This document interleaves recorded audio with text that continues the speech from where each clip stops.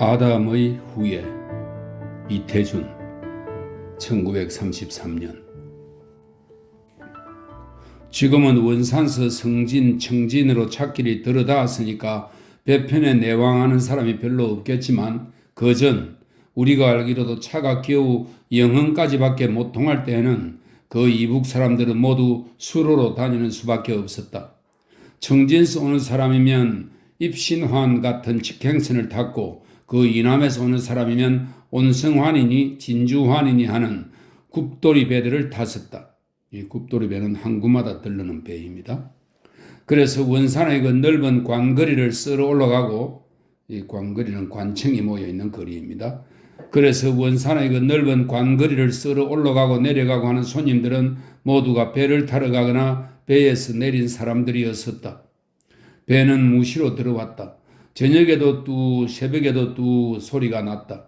그러면 객주집 임객궁들은 물론 친지를 맞으러 갈 사람들도 저녁을 먹다 말고 단점을 자다 말고 허둥지둥 부두로 달름질 치는 것이었다.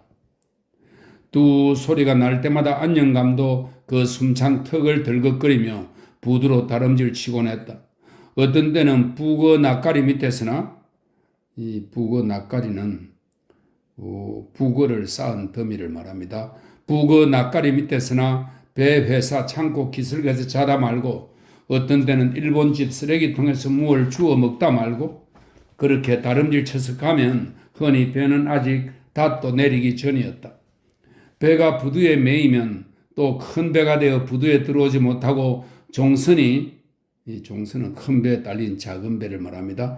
종선이 손님을 받아 싣고 나오면 제금 앞으로, 제각금의 방언입니다. 제금 앞으로 나서리는 임객꾼들 등살에 안녕감은 늘 뒤로 밀리었다.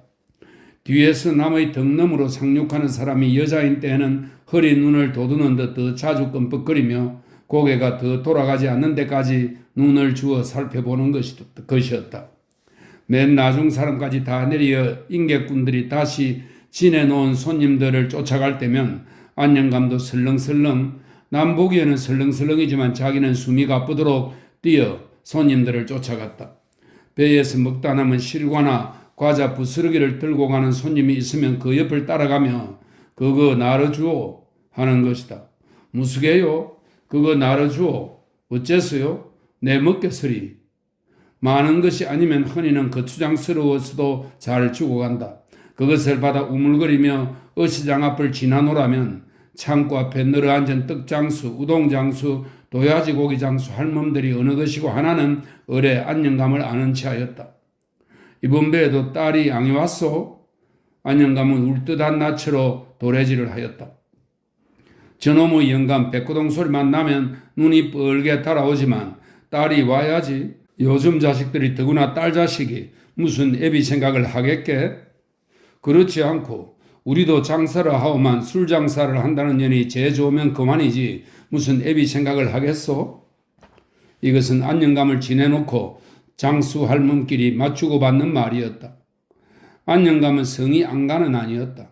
어느 떡장수 마누라가 한 번은 쉰 떡을 그에게 먹이면서 그의 사정 이야기를 듣고 안변서 왔다고 해서 안변영감이라 한 것이 귀하지 못한 사람의 이름이라 되는 대로 안영감이라 불려진 것이었다.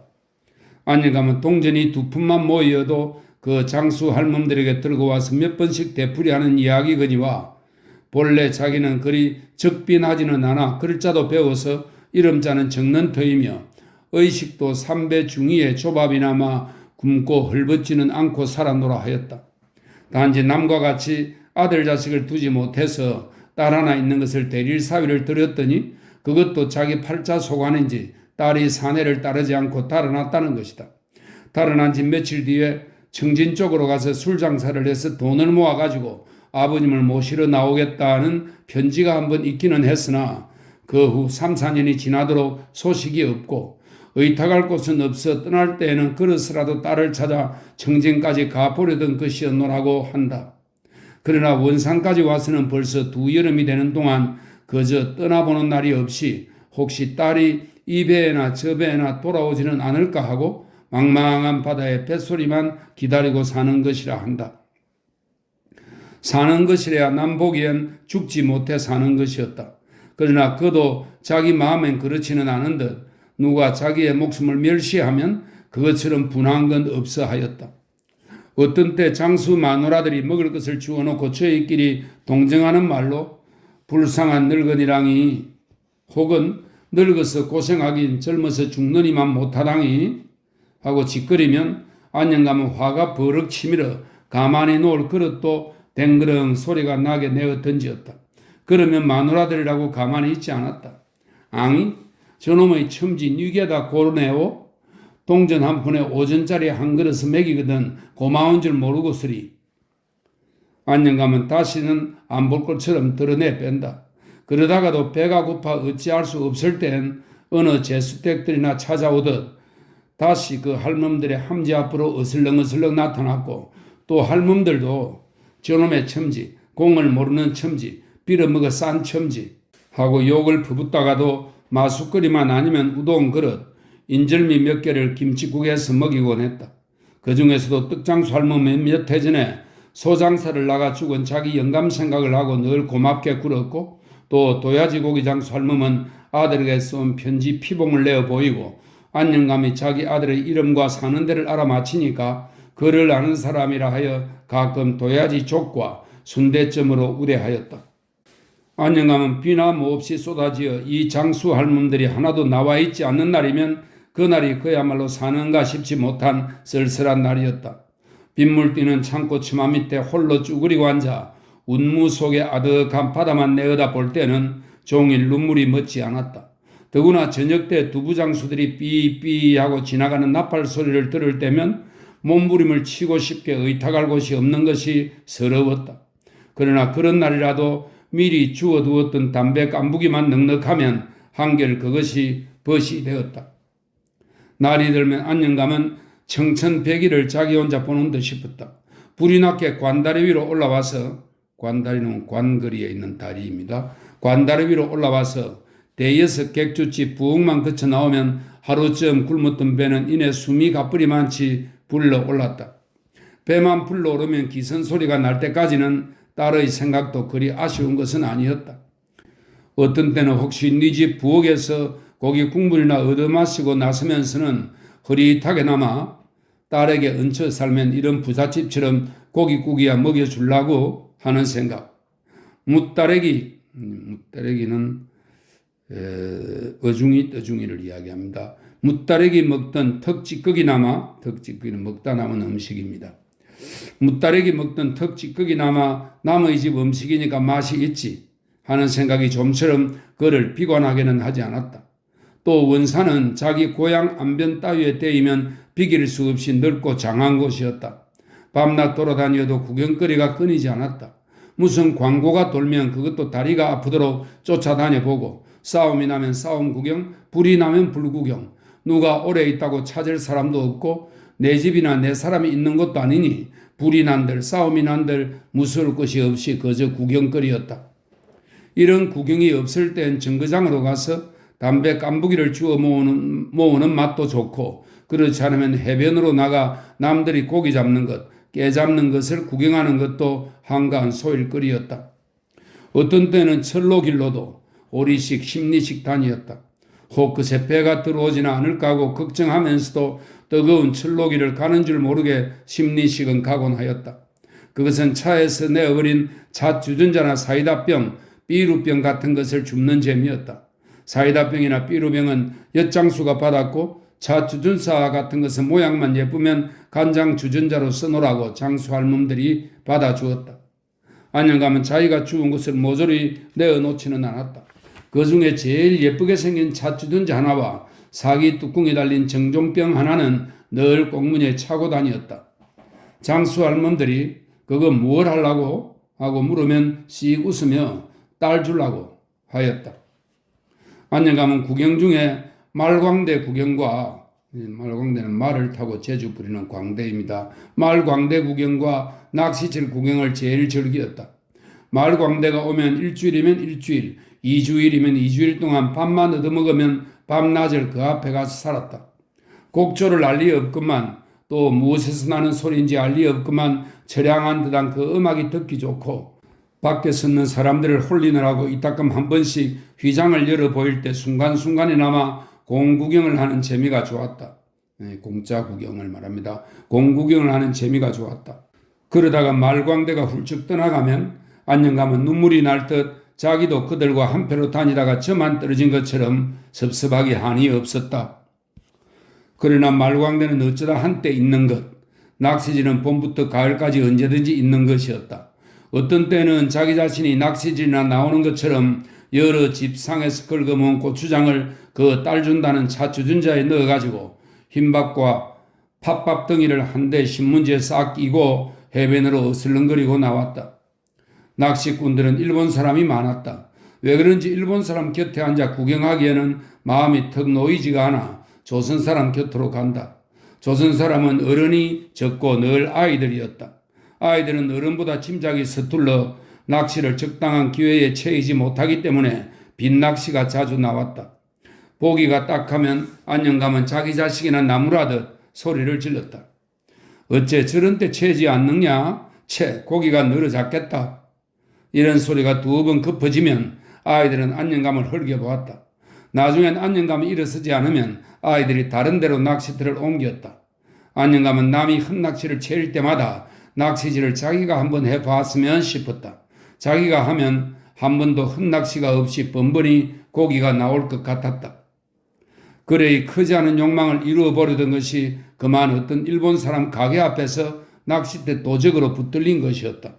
그리고 그때 마침 안녕감이 뺨깨나 조이 맞을 것을 면하노라고 원산스 자선가로 유명한 비스양 부인의 눈이 이내 그곳에 머무르게 되었고 따라서 화전위복이라 할까 안녕감은 비부인의 계획 중인 장래 양로원에 수용될 사람으로 따라가게 된 것이었다.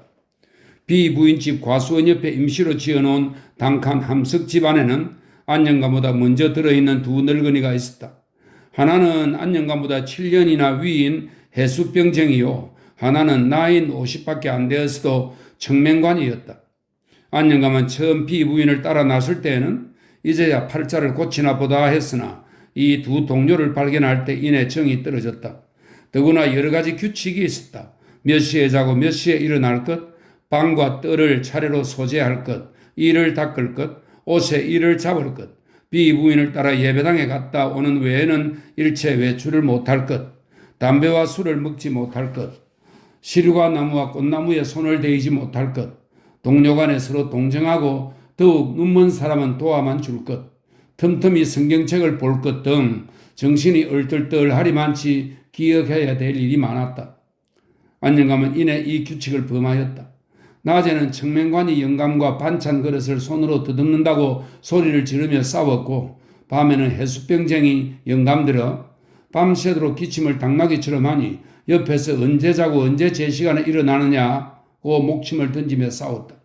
게다가 어디서 주웠는지 담배 깐부기를 피다 두 번이나 들키었다. 그래서 안녕감은 자주 비부인에게 불려가 문책을 당하였다. 하루는 비부인이 같은 서양 부인 하나를 데리고 나와서 먹으라고 한참 저희끼리 짓거리더니 나중에 조선말로 이 부인은 상해에서 오셨는데 당신들 위해 돈 50원을 주셨소. 고맙습니다 해야지 하였다. 안녕감은 솔선하여 허리를 굽히고 고개를 끄덕끄덕하여 지하하는 뜻을 표하였다. 그리고 그날 종일 그 이튿날 종일 비부인이 그 돈 50원을 가지고 나와 자기네 세 사람에게 논아주려니 하고 기다렸다. 나중에는 기다리다 못해 비부인 집 하인에게 물어봤더니 하인은 무릎을 치며 웃었다. 당신 돈 가지면 뭘 하겠소? 산 사람이 돈을 쓸 데 없으려고? 글쎄 이 안에서 어디다 돈을 써? 안녕감은 한참 만에 대답이라기보다 혼자 말처럼 중얼거렸다. 앙인 게 아니라 이 안에서 죽은 목숨이지 죽는 날이나 기다리고 있는 게지. 이날부터 안녕감은 더욱 바깥이 그리워졌다. 단념하려던 딸의 생각도 불이일 듯 몸을 달게 하였다. 정어칠, 정어칠은 경친다는 뜻입니다. 정어칠, 그동안에 딸이 배에서 내렸는지 니 아나? 하고 비부인에게 와 있는 것이 생각할수록 후회되었다.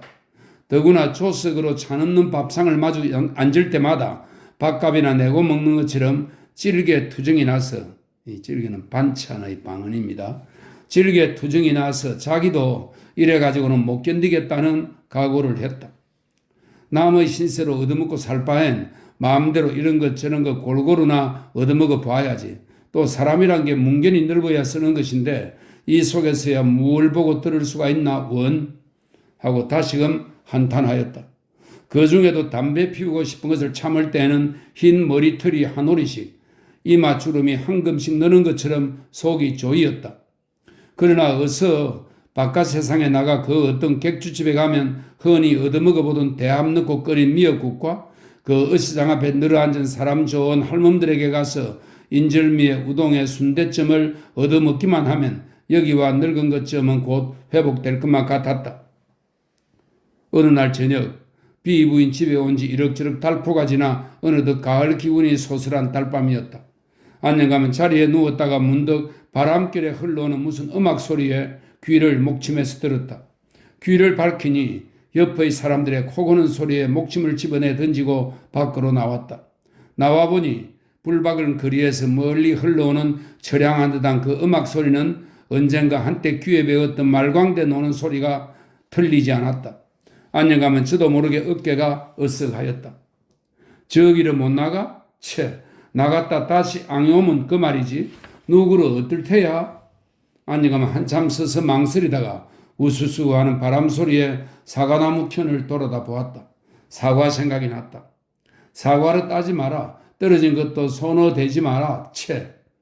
안녕가면 누구와 싸울 듯이 바쁜 걸음으로 사과나무 밑으로 갔다. 그리고 달빛에 주먹 같은 것이 주렁주렁 늘어진 것을 더듬더듬 만져보고 굵은 놈으로만 먹히는 대로 땄다. 한참 만에 목을 길게 빼고 끄르륵 하고 트림을 하며 다시 방으로 들어오니 방의 사람들은 여전히 코만 골았다. 아직 초저녁이라 해수병쟁이 늙은이도 조용히 첫잠을 자고 있었다. 안녕하면 발소리를 조심하여 그래도 제 물건이랍시고 지렁 위에 간직하였던 그 사기 뚜껑 달린 정종병과 차 주전자를 내려 허리띠에 찼다. 그리고 방을 나서기 전에 다시 한번 잠든 두 늙은이를 내려다볼 때 안녕하면 평소엔 밉기만 하던 그들에게 새삼스럽게 엽지 않은 정분을 느끼는 듯 섭섭하여 얼른 문고리가 잡히지 않았다. 저것들이 송장이 아니고 무수겐고? 이렇게 속으로 척은해하며 그들을 위해 가장 큰 선심이나 쓰는 듯이 문 밖에 나서는 길로 다시 사과밭으로 가서 굵은 것만 연하면 알 따다 그들의 방문 앞에 놓아주었다. 그리고 다시 한번 그들을 문틈으로 엿본 후 표연히 걸음을 옮겼다. 초가을이라 하여도 밤 오깃을 지친 바람이 더구나 늙은 품에는 얼음쪽같이 찬 것이었으나 안녕감은 흘러오는 곡마단 음악 소리에 신이 나는 듯 낫지 않은 비부인 집 담장을 그리 힘들이지 않고 뛰어넘었다.